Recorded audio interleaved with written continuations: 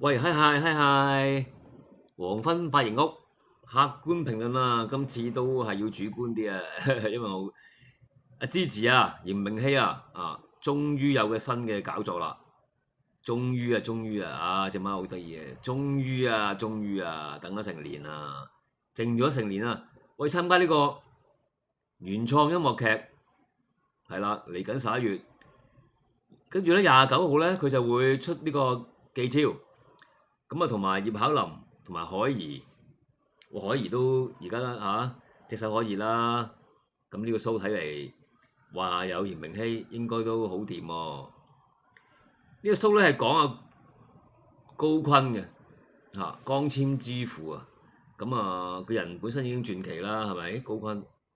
咁啊，加埋有咁多咁勁嘅人參加呢個音樂劇，睇嚟爆硬啊！喂，而且呢個音樂劇咧係響呢個牛頭角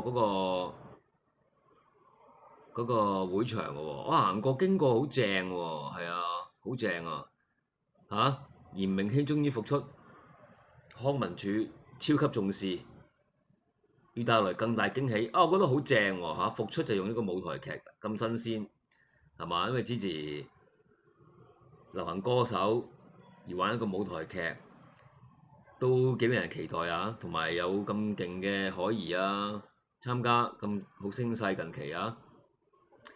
咁啊，一出江，喂李敏執導掂啊！李敏咁多年嘅編劇，信心啊！Johnny Yim 亦都係音樂監製，相當之好啊！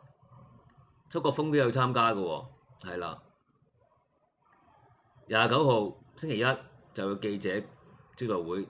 同時要兼顧表演、唱歌、跳舞，哇！喂，相當唔錯啊！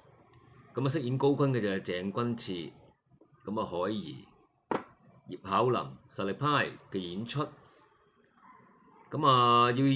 要最佳狀態為大家帶來驚喜啦咁呢個真係幾驚喜喎玩音樂劇喎，唔係出咩新歌喎？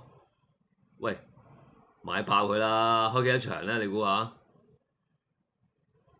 真係要買爆佢喎，買爆佢嘅飛喎，幾有型，支持，好開心，我都開心，黐鹽粉啊，實開心啦，點會唔開心啊？係咪？周國峰確認參與啊，原創音樂劇主題極有意思啊！哇喂，掂！呢個主題講高坤係咯。咁高坤本身已經話題十足啦，係咪啊？佢人咁成功咁掂，但係佢都冇為佢嘅光纖而去做呢個賺錢工具喎，即係冇註冊，冇話要自己獨家喎，造福成世界，全個世界喎，所以攞獎啦，係咪？同埋佢晚年又有啲老人痴呆啦，係咯。咁佢本身都已經係個傳奇嘅一生啊！真係喺香港嘅一個 legend 嚟嘅，佢都係。所以咧用呢個做主題咧都唔慌，唔使驚係唔好睇嘅但係點樣穿插一啲歌舞落去咧？咁咪要交俾Johnny Yim 啦，同埋李敏嘅編劇啦我覺得奇怪喎，點解要揾呢個高坤嚟做一個節目咧做一個主題咧咁當然有佢嘅原因啦。咁原創嘅舞台劇係講香港嘅偉大嘅人物，其實呢都幾正嘅。咁支持會做咩角色咧？高坤啲女唔通會唔會啊？海怡咧又係高坤有幾個仔女嘅啦呢個真係要翻查。咁唔緊要啦，至緊要就係支持復出驚喜參加一個舞台劇，相當之勁抽。係好啊，梗係好啦，即係起碼我咁耐啦，竟然咧唔係出新歌喎參加呢個一束光高坤嘅記憶成長故事添哇喂！咁舞台劇係即係需要啲長啲嘅內容嘅，係咯，由佢成長講到佢成名㗎啦，應該係咯，高坤。真係啲貓好得意掂啊！驚喜啊！